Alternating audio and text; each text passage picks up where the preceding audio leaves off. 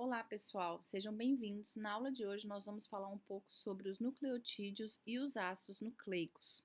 Os ácidos nucleicos, eles são macromoléculas que são encontradas nas células de todos os organismos existentes. E a função deles é controlar a síntese proteica, armazenando e transportando as informações genéticas através das moléculas de DNA e RNA. E essas macromoléculas, que são o DNA e o RNA, esses ácidos nucleicos, são, na verdade, polímeros, cadeias de polinucleotídeos. Nós já vimos alguns tipos de polímeros, né, como a proteína, que a unidade monomérica é o aminoácido, carboidrato, que a unidade monomérica são as pentosas, destrose e assim vai. E no caso dos ácidos nucleicos, a unidade monomérica deles é o nucleotídeo. Então, quando nós temos os nucleotídeos que vão se ligando, aí eles formam o polímero, que é o polinucleotídeo. Cada nucleotídeo, por sua vez, é formado por três partes: uma base nitrogenada, uma pentose, que é um glicídio composto por 5 átomos de carbono, e uma ou mais moléculas de fosfato. Então, lembrando que, aqui mostrando também qual é a diferença dessas bases entre o DNA e o RNA. A gente tem que, na molécula de DNA, a base nitrogenada não tem uma hidroxila aqui. Então, por isso, desoxirribose. Enquanto na molécula de RNA, nós temos essa hidroxila aqui nesse carbono, então ribose. Tirou uma hidroxila, desoxirribose. Então, existem outras diferenças, mas essa é basicamente a diferença entre o DNA. É uma forma de diferenciar as estruturas. Lembrando que o nucleotídeo, como eu falei, ele é composto pelo fosfato, base nitrogenada, e a pentose, a ribose. Só que quando não nós temos a base com a pentose e não tem o fosfato ligado, essa molécula a gente chama de nucleosídeo. Para nucleotídeo são os três, não tem o fosfato, é nucleosídeo. E falando um pouco melhor sobre essa estrutura, o nucleotídeo, esse fosfato ele se liga no carbono, né, da pentose, e eles são derivados do ácido fosfórico. Esse fosfato ele confere ao nucleotídeo uma carga negativa, além de possuir função estrutural. É ele que se liga com a pentose de outro nucleotídeo, permitindo assim que eles se liguem entre si e formem, né, a cadeia polinucleotídica. Então, a ligação agora entre um nucleotídeo e outro vai ser a partir do fosfato de cada nucleotídeo. Alguns nucleotídeos, que nós vamos ver mais adiante, que não fazem parte da estrutura do DNA e do RNA, eles possuem mais átomos de fosfato, como ATP e GTP, que possuem 3 moléculas de fosfato ligados ao carbono da pentose. A pentose, por sua vez, é um açúcar composto por 5 átomos de carbono ligados, isso nós vimos na aula passada, e forma uma cadeia fechada. Aqui eu até coloquei para vocês para a gente lembrar, né, que quando a gente tem uma pentose, a gente falou da ciclização, né, da ligação que ocorre entre o carbono 1 e a hidroxila do carbono 4. Falamos lá na aula dos carboidratos, que isso confere uma maior estabilidade. Então, os açúcares presentes no ácido nucleico, eles então estão nessa forma de cadeia fechada. E eles possuem, assim como o fosfato, função estrutural. Eles se ligam ao fosfato para formar a cadeia dos nucleotídeos, além de se ligar também à base nitrogenada. E aí, como eu falei, são duas pentoses diferentes que constituem os ácidos nucleicos. E aí a gente consegue diferenciá-los, né? Já falei e falando novamente. O DNA, ele tem a desoxirribose. O RNA tem a ribose. A diferença entre eles é uma hidroxila. Então, isso já existem outras diferenças, claro, mas isso já é o bastante para a gente conseguir diferenciar DNA de RNA, mas existem outras características específicas. Então, tirou OH, desoxirribose. E aí nós temos o DNA. As bases nitrogenadas, elas são moléculas orgânicas que contêm átomos de nitrogênio e na sua estrutura e formam cadeias fechadas anelares. E aí nós temos dois grupos de bases nitrogenadas que podem estar presentes nos ácidos, nos nucleotídeos. A purina, que são cadeias constituídas por dois anéis ligados, um contendo 6 carbonos e outro contendo 5 carbonos, e as pirimidinas, que são bases nitrogenadas compostas por um único anel. Só voltando aqui um pouco, as purinas, elas são anéis com anéis ligados, um com 6 membros e outro com 5. Eu falei carbono, mas a gente tem o nitrogênio aqui no meio, né, gente? E as pirimidinas são anéis compostos por 6 membros. 6 átomos, né? Não necessariamente o carbono. E aí, dentre os grupos das purinas, estão presentes a adenina e a guanina. A gente tem essas duas bases nitrogenadas. E das pirimidinas, nós temos, que é com um único anel, nós temos a citosina, timina e uracila. Muitas vezes, nós agora vamos passar a ver A, G, C, T e U. Então, essas são as siglas que a gente utiliza mesmo na bioquímica, na genética, né? Para falar da adenina, da guanina, da citosina, da timina e da uracila. E é só mais um detalhe que timina e uracila são bases exclusivas. A timina só tem no DNA e a uracila só no RNA. A numeração convencional desses nucleotídeos é importante a gente falar aqui, né? A gente tem a simbologia do fosfato, né? A gente tem alfa, beta, gama, né? Depender de quantos fosfatos tem. Tem a numeração da base da adenina, né? O nitrogênio que se liga no açúcar é o 9, mas eu vou chamar a atenção especial aqui, ó, para essa numeração da pentose. O carbono que se liga lá na base nitrogenada é o 1, então a gente vai contando 1, 2, 3, 4, 5, e o carbono 5 é o que se liga no fosfato. O carbono 3 é aquele que sempre tem uma hidroxila.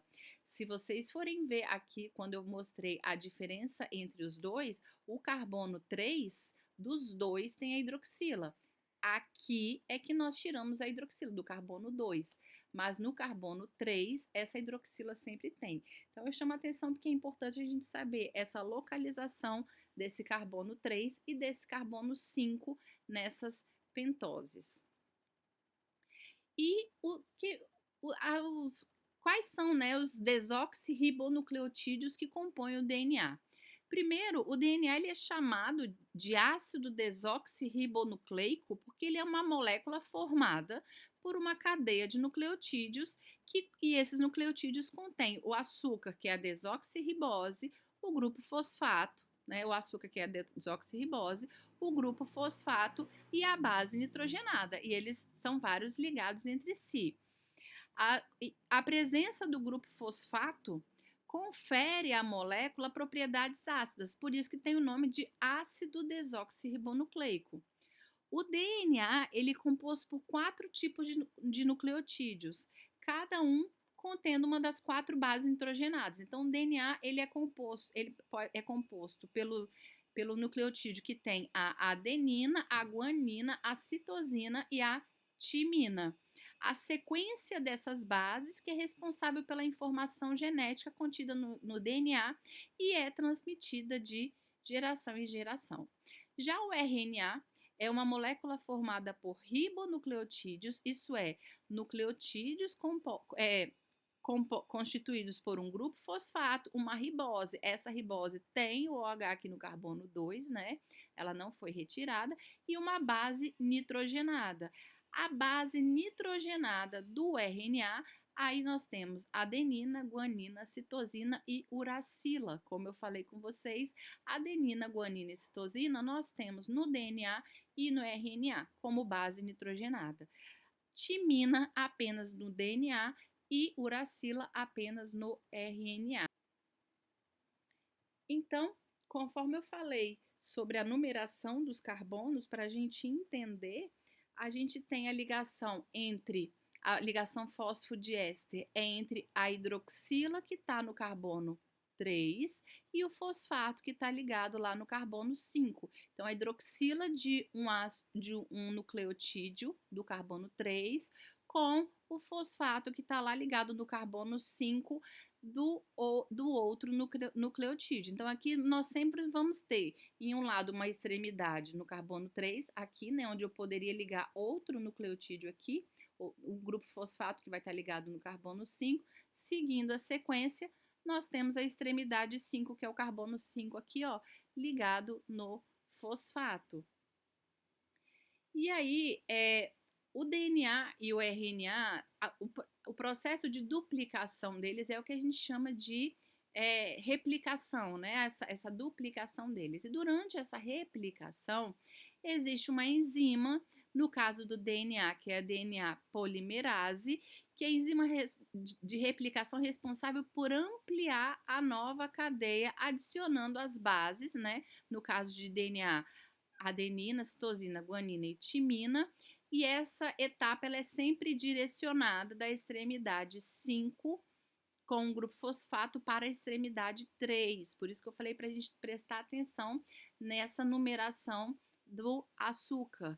E essa fase é chamada de replicação. Então, nós temos enzimas que vão fazer esse processo. No caso do DNA, é a DNA polimerase. No caso do RNA, é RNA polimerase. Essas enzimas, elas vão adicionando, né, fazendo esse polímero, vão adicionando ácidos nucleotídeos. E observem que a enzima veio, pegou mais um nucleotídeo e ligou aonde? Na extremidade 3. Por isso que a gente fala que essa replicação ela ocorre no sentido 5 para 3. Eu sempre vou vindo aqui na extremidade 3 e adiciono o próximo nucleotídeo. Eu não, né? No caso, a enzima, sendo DNA polimerase ou RNA polimerase. Então, essa replicação é sempre da extremidade 5 para 3, porque é aqui, na extremidade 3, que isso aqui vai crescendo e formando o polímero. Através de um experimento cuidadoso, Chargaff, ele descobriu algumas regras envolvendo o DNA que ajudaram a levar à descoberta de sua estrutura. Ele descobriu duas regras, na verdade, que ajudaram a elucidar essa estrutura do DNA, que é de dupla hélice, que nós vamos ver mais à frente. Ele analisou DNA de diferentes espécies, determinando sua composição de bases, sendo as bases, como eu já falei, no caso do DNA, adenina, timina, guanina e citosina. E com base nessa experimentação, ele fez várias observações fundamentais para a ciência. A primeira é que essas 4 bases, elas não eram encontradas em quantidades iguais, como alguns modelos da época diziam. As quantidades de bases, elas variavam entre as espécies, mas não entre indivíduos da mesma espécie. E a quantidade de adenina se igualava à quantidade de timina, enquanto que a quantidade de guanina se igualava à quantidade de citosina. Então, ele percebeu o quê? Que a adenina pareava com a timina e a guanina com a citosina. Por isso, quantidades iguais. Para cada para cada adenina, eu vou ter uma timina ligada a ela, para cada guanina, eu vou ter uma citosina. Isso começou a elucidar essa dupla hélice, porque uma hélice, como que é feita essa ligação para eu ter duas fitas? Se em uma fita eu tenho a guanina, na fita complementar, na mesma localização, vai ter a citosina, que vai interagir com ela por ponte de hidrogênio. Da mesma forma, se em uma fita eu tenho a adenina, na fita complementar eu vou ter a timina, que vai interagir com ela também por ponte de hidrogênio. A interação é sempre, então, adenina com timina, guanina com citosina. Por serem duas fitas, por isso que as quantidades de A e T são iguais, enquanto as de G e C são iguais. Então, as regras de Chargaff afirmam que o DNA de qualquer espécie deve ter uma razão estequiométrica de 1 para 1 de bases purina e pirimidina, ou seja, a quantidade de adenina e guanina tem que ser a soma das duas, tem que ser igual à quantidade de timina com citosina. Então, a quantidade que eu tenho de base purina, quem são as purinas? Adenina e guanina. É igual, a soma delas é igual a de timina e de citosina. E mais especificamente ainda, é que a quantidade de guanina deve ser igual à de citosina, porque são as duas que ficam pareadas, como nós falamos, ligadas por ligação de hidrogênio, e a de timina igual à de adenina.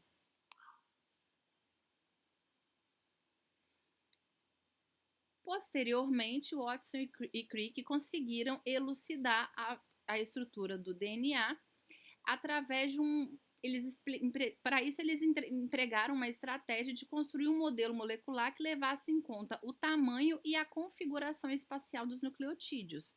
Então, através dos estudos de difração de raio-x, eles revelaram que a molécula de DNA é um composto formado por duas longas cadeias paralelas constituídas por nucleotídeos dispostos em sequência, o que só confirmou, né,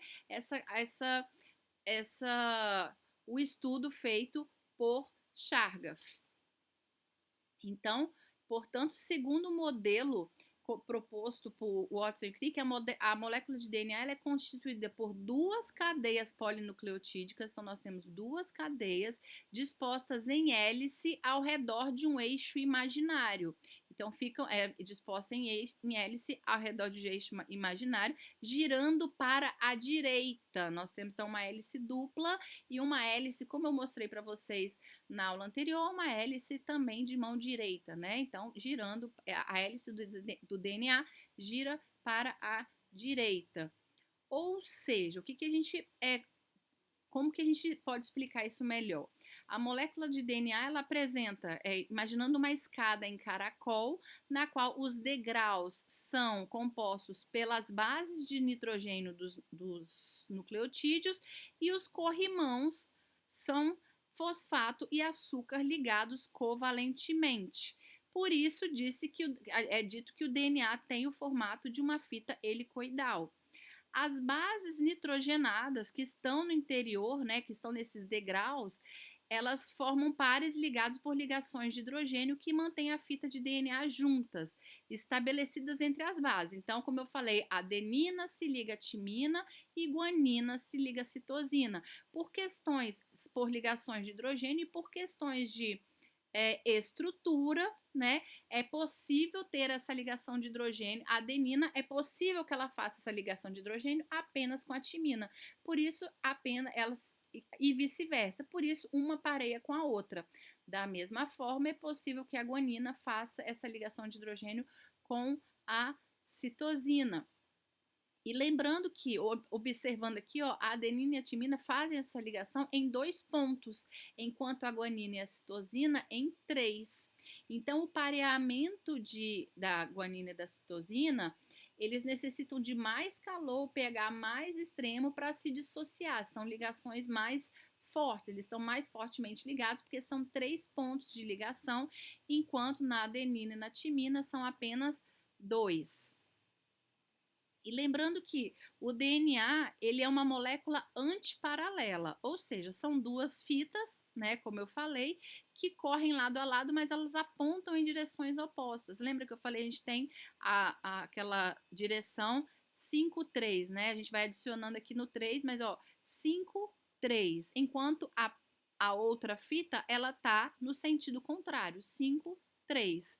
Então, elas estão em direção oposta.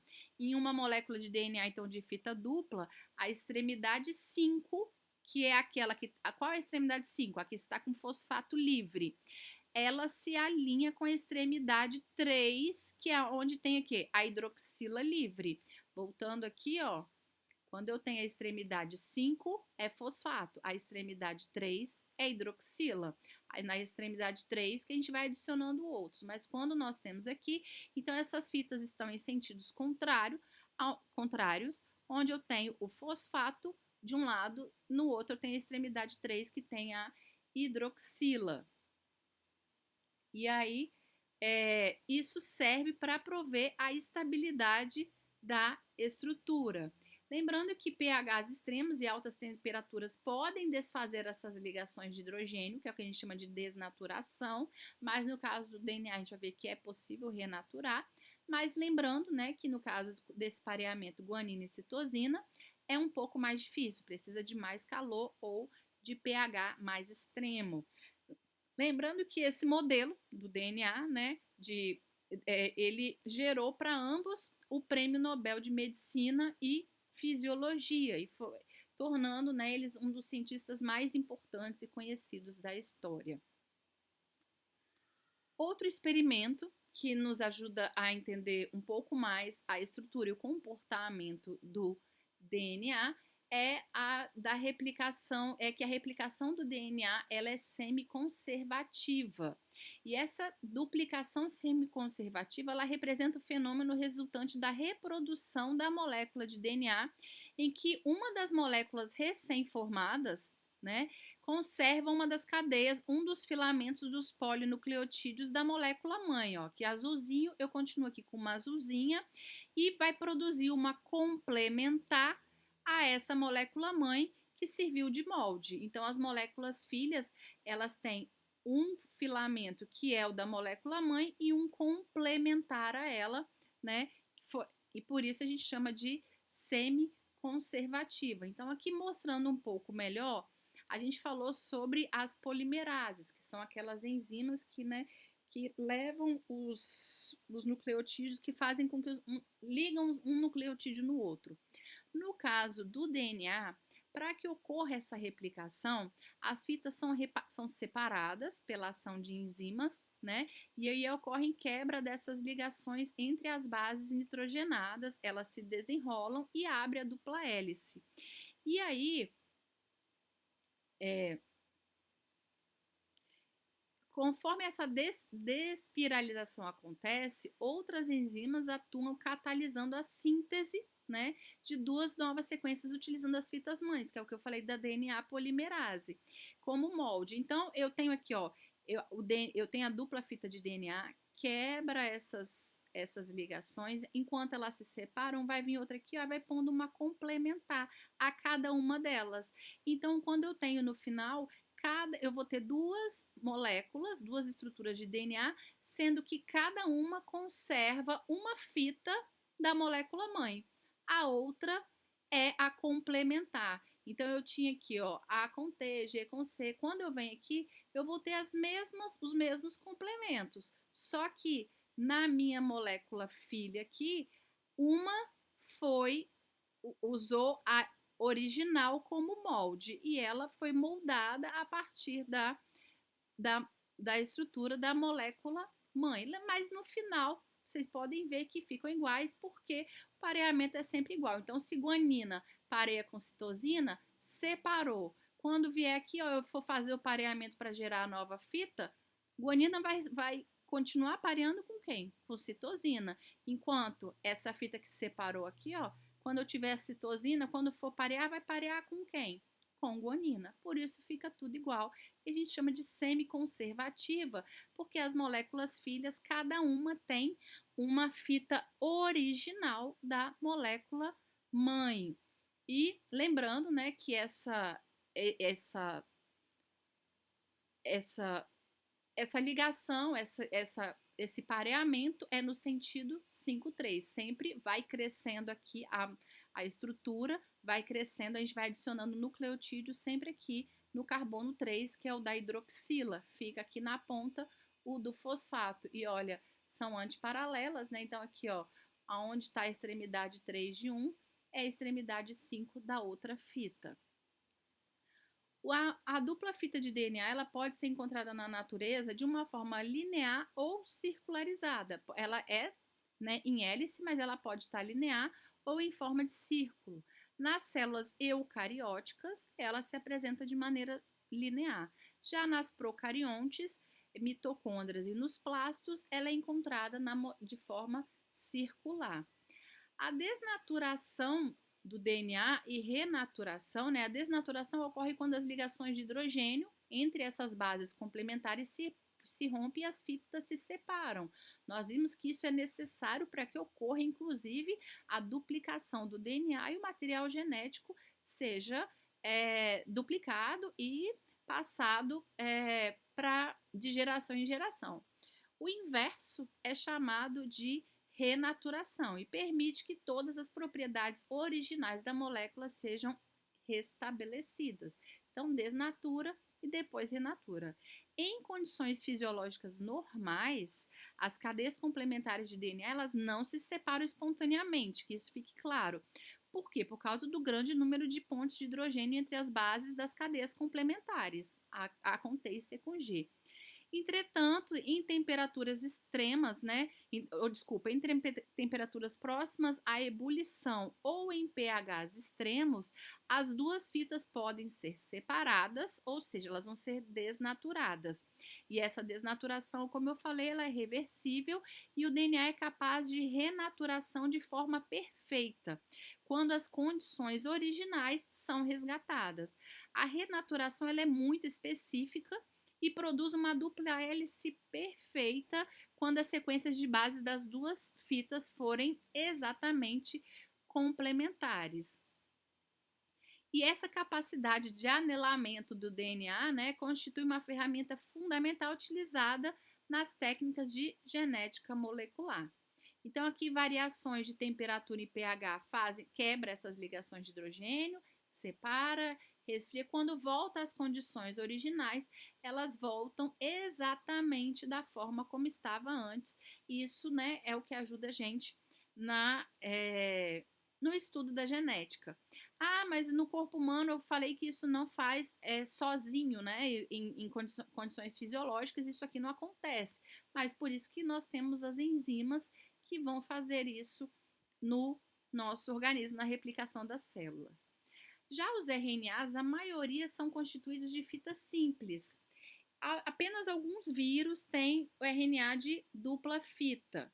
E os RNAs, de forma geral, eles podem ser classificados em dois grandes grupos. Os RNAs mensageiros, que codificam a informação para construir proteínas, e os funcionais, que são aqueles que não codificam as proteínas. O RNA é o produto final. Dentre eles, eu destaco o RNA transportador e o ribossômico. Falando um pouco primeiro sobre o RNA mensageiro, ele é o responsável por levar a informação do DNA do núcleo da célula até o citoplasma, onde a proteína vai ser produzida. A informação genética que vai determinar que proteína deve ser produzida e como, qual a sequência de aminoácidos daquela proteína. E o RNA, ele é uma cópia fiel de uma das fitas de DNA.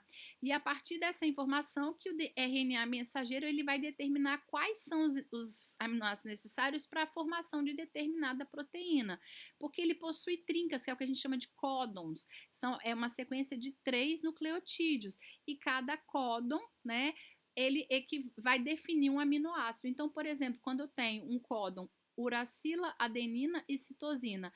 Essa sequência, esse códon, ele é o código para dizer que aqui tem que colocar o aminoácido tirosina.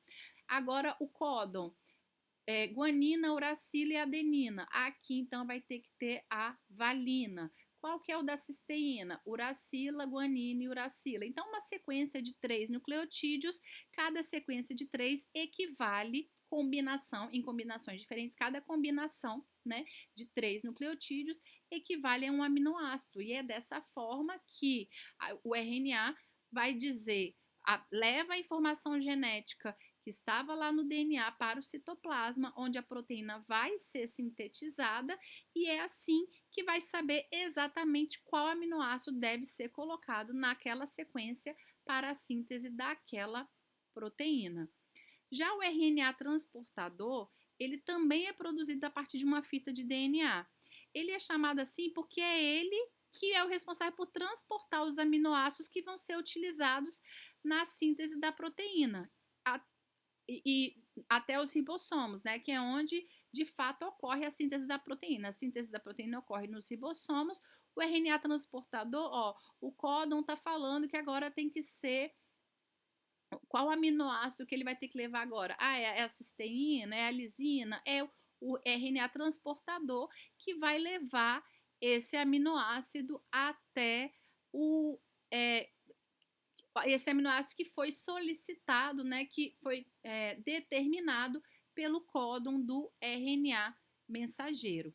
Já o RNA ribossômico, ele é chamado assim porque ele faz parte da constituição dos ribossomos.